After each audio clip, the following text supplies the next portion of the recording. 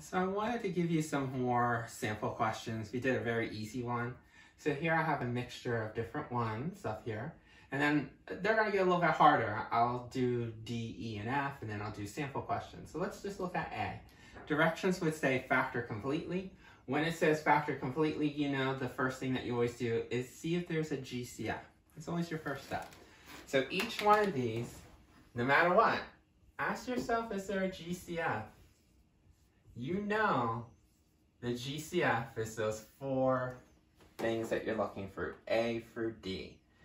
I can tell you here, no matching parentheses, no letter that's the same. Number factors, well, 16 is 2, 2, 2, 2. 49, if you did a tree diagram, 7, 7. So all 7s, all 2s, no number match, and does not start with a negative. So there was no GCF. Once you figure out there's no GCF, we still have to see, can we do it as two-term problem? The two-term problem is difference of squares. To do difference of squares, remember, step 1, does it meet the two conditions? Is there a minus sign between the two terms? Yes.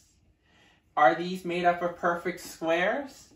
Remember, if you don't remember your perfect squares, what you want to do is try to figure out what two numbers multiply that are the same to give you 49, and hopefully you will recognize that's 7 and 7.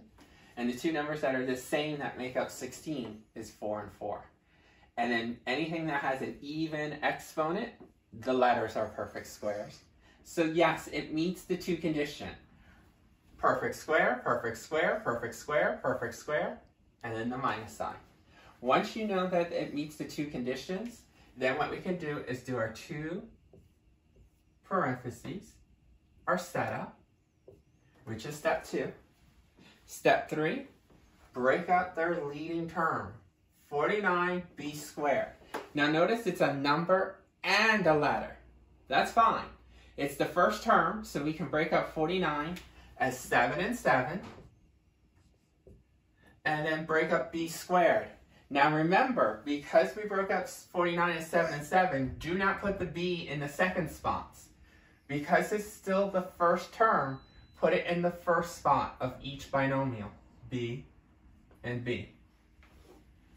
And then our fourth step, break out the last term. 16c squared, we already told you 16, the perfect square is 4 and 4.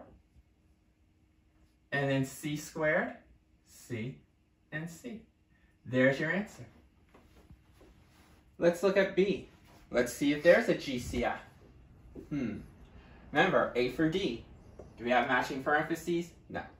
Do we have the same letter in every term? No. Do we have the same number in every term? Well, the only way you can do that is do a tree diagram. So hopefully you know 36 is 2 times 2 times 3 times 3. 25 is 5 times 5. No match. So they don't have a number in common. And D, does it start with a negative? No. Okay, so we know that it cannot have a GCF. But that doesn't mean we're done factoring. What you're going to do is you're going to check, and you're going to say, how many terms do we have?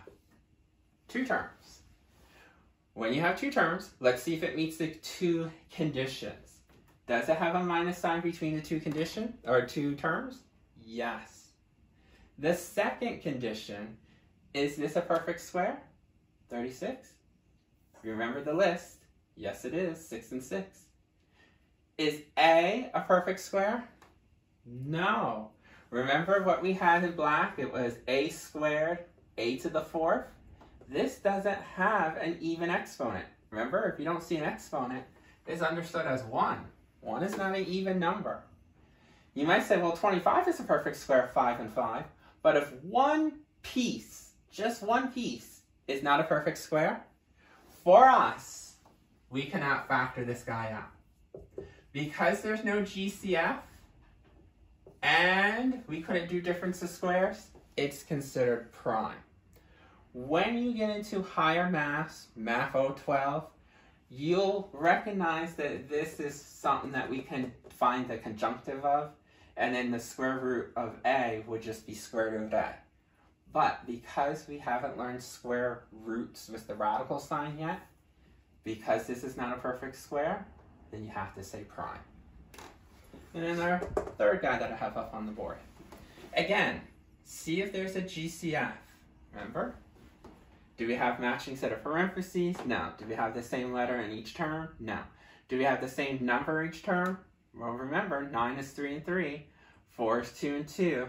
No. And then does it start with a negative? No. Okay.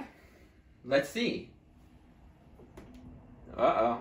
Remember, we have to see if it meets the two conditions. The first condition is, does it have a minus sign between the terms? No.